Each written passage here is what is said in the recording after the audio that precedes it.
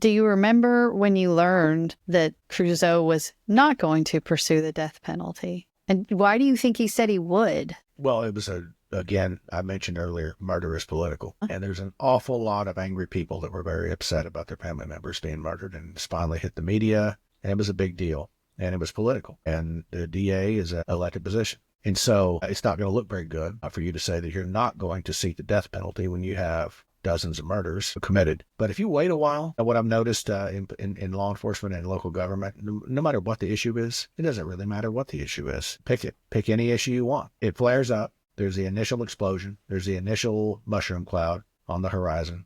There's the initial heat in the blast wave. There's a great wailing and gnashing of teeth. But you just wait a little while. You wait 6 months, 9 months, a year, it fades. And then if that issue has not been fully adjudicated, or it maybe hasn't even been prosecuted yet, well, then you can change your mind on things quietly. And really, very few people are even going to notice.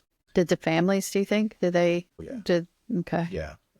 There were some family members that were pretty hot. I think that there were some conversations with enough victims' family members who were okay with him spending the rest of his life in prison.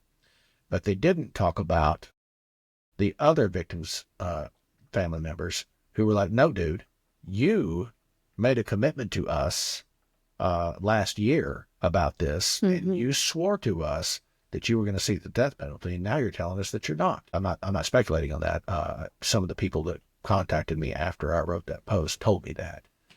So I'm sure that it is true that the Dallas County DA's office did in fact make that decision in conjunction with or the support of a certain number of family members. Who knows what those conversations were really like?